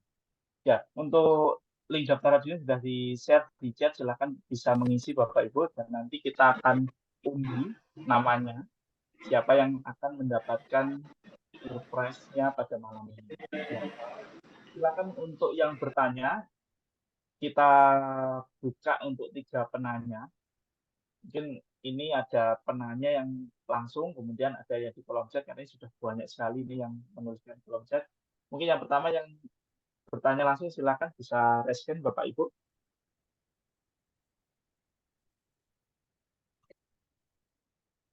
Ya, ini dari Bu Ainul ya, dari Bengkalis. Silakan Bu, bisa ini open mic-nya dan kameranya. Terima kasih. Saya mohon izin tidak buka kamera, nggak apa-apa. Ya, kurang sehat Oke. aja. Oke, Terima baik, Bu. kasih, Silakan, Bu. Bu. Baik, terima kasih waktunya. Halo, Ibu. Ya, ada yang mau ditanyakan, Bu? Oh, ya. Terima kasih, Ibu. Salam kenal, saya Ainul, guru SMP Bantan di Bengkalis, Riau. Di sini saya tertarik dengan tes diagnostik gitu ya. Nah, di situ ada minat, profil belajar, dan juga kesiapan belajar. Eh, Pernah kami tes gaya belajarnya Ibu anak-anak saya. Ternyata ketika mereka tes, misalnya si A ini gaya belajarnya si B ini. Tapi ketika dia belajar, itu sudah membayar, pernah dengar. Jadi tidak satu gaya belajar, ternyata mereka lebih cenderung kepada tiga-tiganya gitu. Jadi saya pernah dengar bahwa media video itu salah satu media yang digunakan untuk bisa mengakomodasi tiga gaya tadi pertama. Kemudian pertanyaan saya berikutnya, sebenarnya yang paling kita perhatikan Bu ya dalam memenuhi kebutuhan belajar murid itu yang biasanya Bu itu diminatkah, gaya belajarkah, atau readiness kah? Jadi lebih ke readiness gitu Bu. Oh. lain, kalau saya lebih bidang readiness gitu, yang lebih perlu diperhatikan. Kemudian ini Bu, tes diagnostik itu ada non kognitif, ada kognitif gitu kan. Jadi saya sebenarnya belum gitu paham bagaimana dan kapan pelaksanaan tes diagnostik. Kalau nggak salah kemarin di awal tahun pembelajaran. Kemudian bisa juga setelah UH atau setelah MIT itu Bu. Jadi mohon, tapi saya masih ragu-ragu seperti apa pelaksanaannya karena saya hanya melaksanakan sekali saja di awal tahun pembelajaran. Dan itu pun hasil dari tes diagnostik non kognitif itu kurang ini Bu, kurang dipergunakan dalam pelaksanaan pembelajaran gitu. Karena anak-anak SMP, saya SMP itu cenderung ini masih minatnya bolak-balik, gaya belajarnya juga bolak-balik gitu. Nah, terima kasih Ibu. Oke, langsung aja dulu dijawab ya Pak Miftah ya, supaya saya lupa nih. Kalau nggak saya lupa nih, kalian aja banyak nih. Oke, yang pertama misalnya apa yang kita perlu fokus apa gitu kan? Mau ke mana nih? Ke readiness-nya, apa minatnya atau gaya belajarnya? Nah, memang ibu saya nggak bisa kasih jawaban karena itu kan kelasnya ibu dan kelas kita itu pasti berbeda-beda, nggak mungkin kelas itu sama begitu. Jadi makanya kenapa ibu itu kita perlu namanya diagnostic test begitu. Jadi ibu kan yang tahu murid ibu itu seperti apa. Kalau ibu misalnya gini, menyambung ya dengan pertanyaan kedua, kapan dilakukannya diagnostik tes? Namanya juga diagnostik, pasti itu di awal, kan mendiagnosa. Kayak dokter lah mendiagnosa penyakit kita, pasti kan harus di awal kan. Jadi kan nggak mungkin dokter tiba-tiba kita datang langsung, ini ya Bu Silvi kamu minum ini antibiotik ini nggak mungkin seperti itu. Dia kan harus diagnosa dulu, kita ini penyakitnya apa. Nah sama, kita juga harus mendiagnosa dulu murid kita ini bagaimana begitu. Terus penyakitnya juga apa? Ya, misalnya dari kita mau mengajarkan matematika, penyakitnya dia apa? Kalau misalnya kita contohnya lah ya, kita mau ngajarin dia kali-kalian, ternyata dia tambah-tambahan aja belum paham gitu. Bagaimana mungkin kita mau ngajarin dia kali-kalian kalau dia tambahan sama kurangan aja belum bisa begitu. Nah, kita perlu mendiagnostik gitu. Kita perlu mendiagnosa penyakitnya anak kita itu apa. Nah, jadi maksudnya kan berbeda-beda ya. Ada misalnya ya, kalau misalnya ibu ngajar di sekolah yang anak-anaknya pintar-pintar itu ada Budi. Kalau kita di Jakarta ada kayak sekolah Muhammad Husni Tamrin itu sekolah DKI ya, itu semua anaknya levelnya udah ready begitu. Nah mungkin bukan hal itu yang penting gitu loh. Waktu kita ngajar differentiated-nya bukannya itu karena kadang-kala anak-anak itu semua agak mirip begitu. Nah, itulah dia perlunya mendiagnosa begitu. Jadi kalau yang namanya untuk kesiapan belajar itu diagnosanya kita guru itu pasti setiap kita mau masuk ke dalam topik yang baru harus kita ada namanya kayak pretest gitulah ya.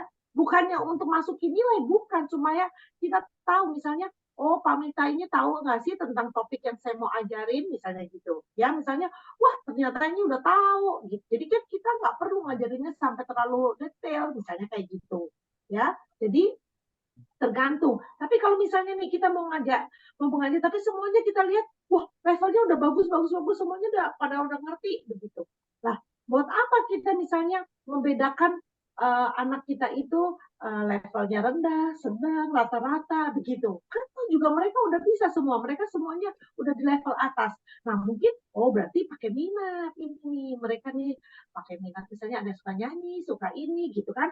Misalnya oke bikin lagu tentang tambah-tambahan, misalnya gitu, atau kali-kalian, misalnya kan, 1 dikali 1, misalnya kayak gitu, bisa, ya kan?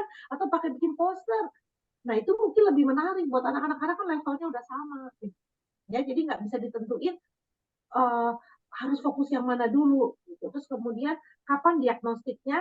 Kalau gini, kalau diagnostik untuk minat sama untuk gaya belajar, mungkin kalau ibu ini punya guru BP, hendaknya sih kalau menurut saya guru BP lah yang mentes di awal semua tahun pelajaran semua murid-murid biasanya kalau di sekolah-sekolah itu misalnya dia baru masuk kelas 7 dia masuk kelas 10, itu kan sekolah baru ya.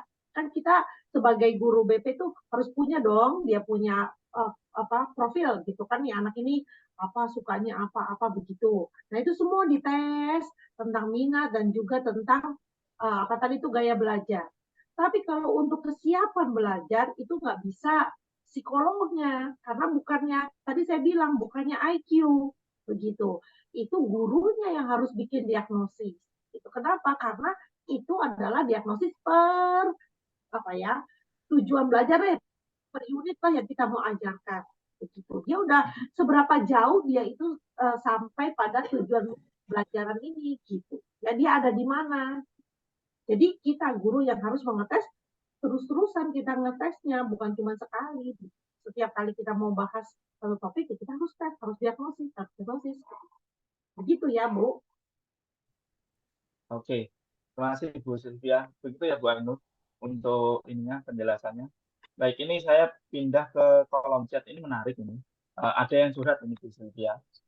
Dari Pak Sanusi sudah menerapkan pembelajaran diferensiasi di sekolah. Ternyata ada komplain dari orang tua. Karena orang tua beranggapan bahwa pembelajaran itu instruksinya yang berbeda itu tidak adil. Dan itu tidak boleh dilakukan di kelas. Orang tua itu beranggapan semua anak harus mendapatkan instruksi yang sama dan ujian yang sama supaya adil. Nah, di sini orang tua untuk anak-anak senang, ternyata orang tua tidak senang. Nah, pertanyaan dari Pak Sanusi, bagaimana cara merespon orang tua yang seringkali tidak mengerti tentang konsep pembelajaran diferensiasi? Ya, pastinya sekolah itu tidak bisa lepas dari hubungan dengan orang tua, ya. Jadi kalau saya dulu sebagai kepala sekolah di awal tahun pastinya kita akan mengundang. Jadi sebelum sekolah mulai, saya pasti akan mengundang semua orang tua dan menjelaskan kepada orang tua apa yang akan kami lakukan gitu di sekolah ini dan juga di kelas lah ya. Jadi orang tua harus bertemu dengan guru-guru anak-anaknya itu. Nah, di dalam kelas itulah saya bilang kepada semua guru, you have kasih tahu gitu ya, you have to tell the parents gitu. Kamu ini mau melakukan apa? Kenapa itu penting? Begitu. Jadi pastinya well-informed parents itu adalah happy parents gitu. Jadi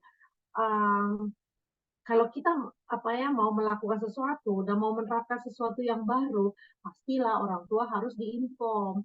Ya dong, pasti kalau misalnya saya juga sebagai orang tua tiba-tiba nggak dikasih informasi, terus saya dengarkan, loh, kok anaknya Pak Mifta disuruh bikin begitu? Kok anak saya nggak disuruh bikin layang-layang misalnya gitu? Kenapa anak saya disuruh bikin lagu? Kok anaknya Pak Mifta bikin layang-layang?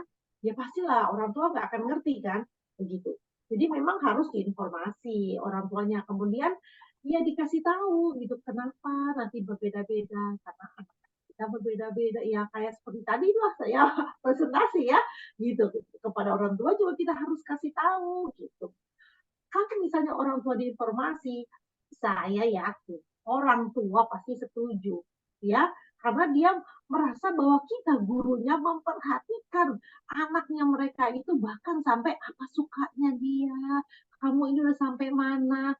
Wah, pasti dia malah senang begitu karena wah anak saya diperhatikan sekali ya gitu kemauannya ya. Jadi memang harus sekolah itu menginformasikan kepada orang tua. Oke, terima kasih, menarik ini. Itu Pak Sanusi untuk ininya jawabannya. Semoga bisa tercerahkan. Baik, ini karena waktu juga, saya buka satu pertanyaan yang langsung. Silakan bisa respon. Sedikit, halo Pak, sedikit pertanyaan dari Pak masalah minat Pak. Ya, dari siapa Bu namanya? Bu Ainul. Oh, baik. Ainul tadi, ya. Iya, di sini Pak, cuma Bu, maaf, saya agak kebingungan bagaimana contoh arah soal ini Bu untuk mengetes minat anak, diagnostik minat dan gaya belajar. Kalau gaya belajar saya sudah melakukannya. Ya, Ibu di sekolah Kemudian Ibu punya konselor, punya guru BP. cuma Ada minat konselor, Bu? saya belum karena saya agak bingung arah pertanyaan. Bahasa Inggris merangkap sebagai guru BP gitu. Oh, Ibu guru bahasa Inggris merangkap sebagai Oh, guru BP. gurunya guru bahasa Iya. Inggris. Jadi gini Bu, kalau Ibu ngajarnya, saya atau gini, kalau misalnya pertanyaannya mana, ya memang susah Bu bikin instrumennya, bukan kita nih yang bikin instrumen, karena ya pasti bikin instrumen untuk pertanyaan bakat minatnya seorang psikolog ya, dan juga kan biasanya kalau bikin instrumen itu harus valid, reliable dan sebagainya begitu. Tetapi Bu bisa bisa satu ada website yang cukup baik yang saya gunakan, yang digunakan juga pada waktu saya mengarahkan satu sekolah ya untuk ini nih mengenai hal pembelajaran berdiferensiasi, yaitu akupintar.co.id. Nah, Ibu bisa buka itu dan bisa anak-anaknya suruh ambil tes di situ. Ada tes yang gratis, ada juga yang bayar. Nah, yang saya lihat ada sih beberapa tes kepribadian, kemudian gaya belajar itu gratis gitu. Tapi memang Bapak Ibu kalau tes-tes seperti itu biasanya juga kalau kita pergi ke psikolog itu memang berbayar begitu. Jadi kalau misalnya biasanya ya kalau sekolah kita nih biasanya kalau itu anaknya baru tadi saya bilang begitu mereka masuk kelas 7 pasti ada tesnya. Ada tesnya itu bukan hanya tes IQ begitu, tapi juga tes kepribadian, tes juga minat begitu. Kalau misalnya guru BK-nya begitu memang benar-benar lulusan dari psikologi dan bimbingan, pasti dia tahu gitu ya tempatnya atau juga bagaimana mengetesnya gitu. Ya kalau misalnya ibu kan merangkap ya, ibu sebenarnya mungkinnya sarjana pendidikannya sarjana pendidikan bahasa Inggris, tapi ibu juga disuruh menjadi guru BK. Padahal itu keahlian khusus ya, ada jurusannya khusus. Nah, ibu kan biasanya kita punya MGMP atau misalnya perkumpulan lah ya, guru-guru BK. Nah, itu biasanya ibu tanya itu di perkumpulan itu. Nah, ini juga udah ada tuh link tes daya belajar. Jadi bisa sekarang sih di online bisa Bu untuk. Jadi bukannya ibu yang harus bikin sendiri itulah istilahnya ya. Ibu bisa cari kok di di website-website bisa atau kalaupun enggak misalnya memang orang tuanya mampu untuk berbayar begitu itu gampang Bu, ibu pergi aja ke psikolog-psikolog itu pasti mereka punya itu namanya tes minat dan bakat itu yang berbayar ya. Jadi memang bukan ibu yang bikin tes bakat dan tes minatnya. Susah lah Bu kalau kita yang bikin tes bakat tes minat ya. Oke, itu Bu Ainul, terima kasih Bu Sylvia. Ini mengingat waktu, sebenarnya ini kalau teruskan pasti bisa sampai pagi nih ya. Juga pertanyaan banyak sekali. Dan ini menarik memang Kasih Bu diferensiasi ya. ini hal yang baru di Ya, sekolah. cuma Ya, loh, Bu Ainul. Mungkin itu ya Bu, sudah jelas untuk ininya.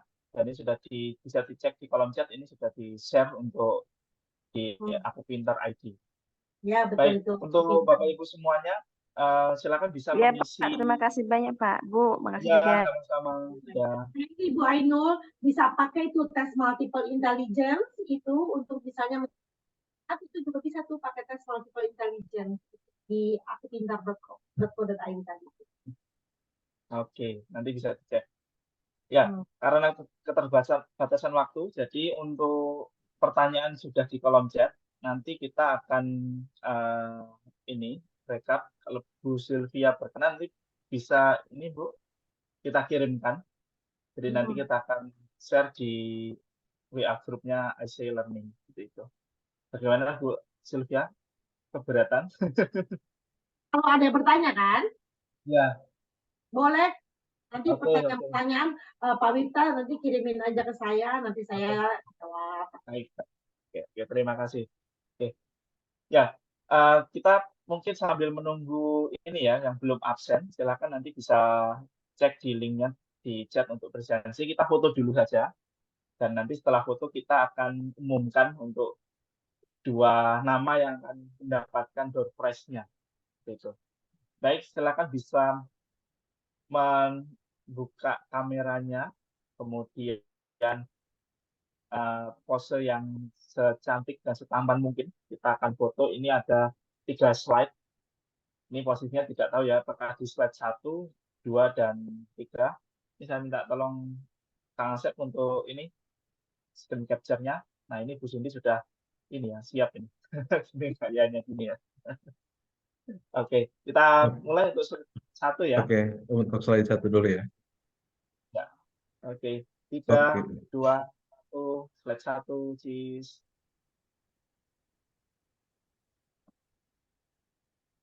Oke. Slide 2. Kita mulai ya.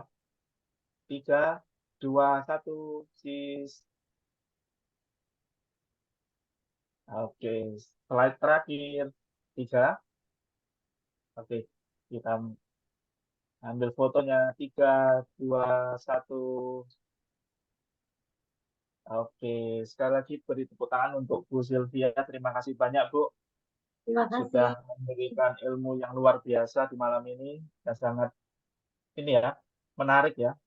Jadi, terima kasih banyak. Nah, silakan bisa memberikan emot ini ya, tepuk tangan ini. Applause-nya untuk Bu Sylvia. Oke. Terima kasih. Sehat selalu Bu Sylvia. Kita bisa bertemu lagi di lain kesempatan. Ya, sama-sama. Terima kasih Bu Sylvia. Sama-sama Ibu Andi.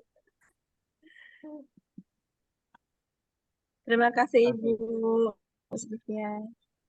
Ya Ibu Ainul, sukses ya Ibu Ainul.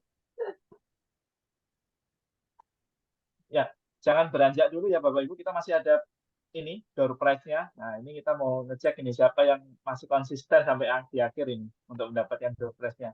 Kang Asep sudah siap untuk ininya? Oke, sebentar ya, saya buka dulu yang sudah masuk siapa saja. Oke, betul. Oke, ya.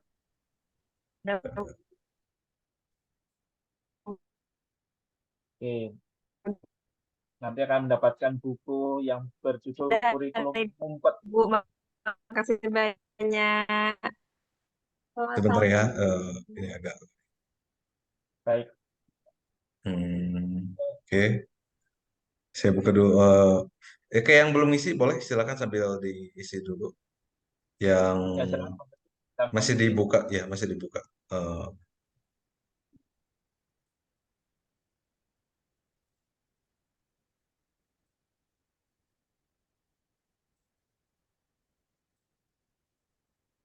Oke, masih proses mungkin yang tadi terlupa belum mengisi dan juga Bapak Ibu mohon untuk mengisikan refleksinya juga karena ini sebagai bahan refleksi kita untuk kedepannya nanti seperti apa yang perlu kita perbaiki dan juga apa yang perlu nanti kita improve-kan untuk ini ya, untuk materinya atau mungkin usulan untuk materi kedepannya seperti apa silahkan nanti mengisikan di refleksinya. Oke, Ya, sudah? Oke. sudah ada 39 orang. Mari kita gunakan Wheel of Name ya. 2 orang yang akan Oke. beruntung mendapatkan izin Nilainya share. ini diikhlaskan. Oke, kita tutup ya untuk pengisian linknya. Oke. Sebentar saya sambil share screen ya biar terlihat. Oke, mohon maaf ini agak loading.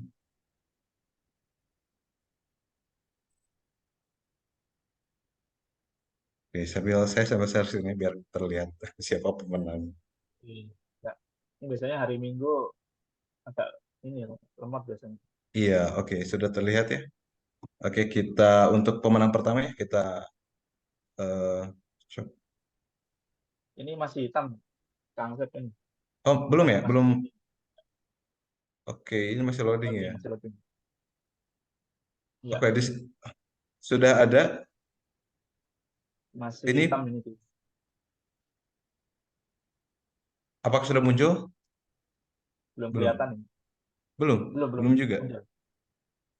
Di saya sudah keluar nih. Yudhistira Masih. Nugraha. Masih Oh, loading. masih. Masih loading. Mas loading. Ya, mungkin di close Di close dulu ya versi sebentar. Signal di sini agak jelek. ya, sama yang tadi juga tempat saya mati-mati ini.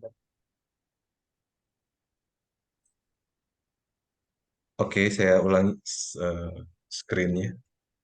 Oke, di sini sudah Oke, sudah saya share. Sudah keluar Pak Miftah? Apakah terlihat? Masih hitam. Masih ini. Nah, sudah Oh, muncul ini. Oke. Oke, oke. Selamat Yudhistira Nugraha. Apakah ada? Pak Yudhistira juga.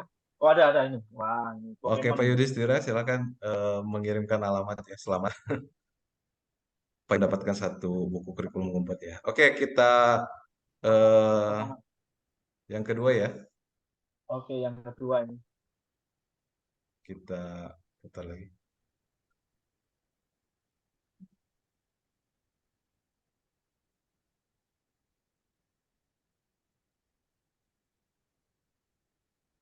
Rika Yosepa.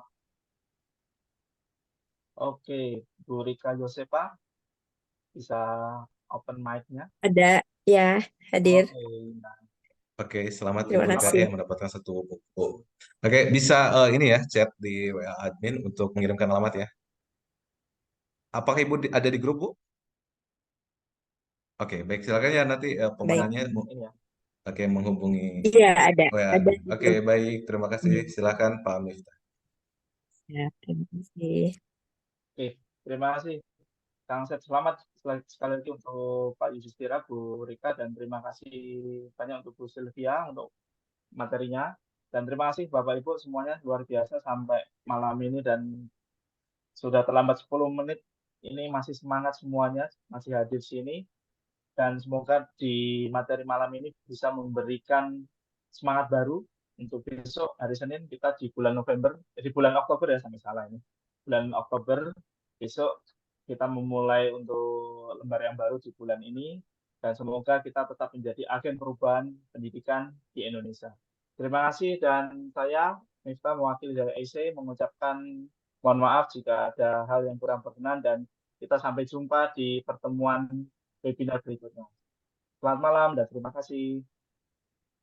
Terima kasih semuanya, Bapak Ibu. Selamat malam. Terima kasih.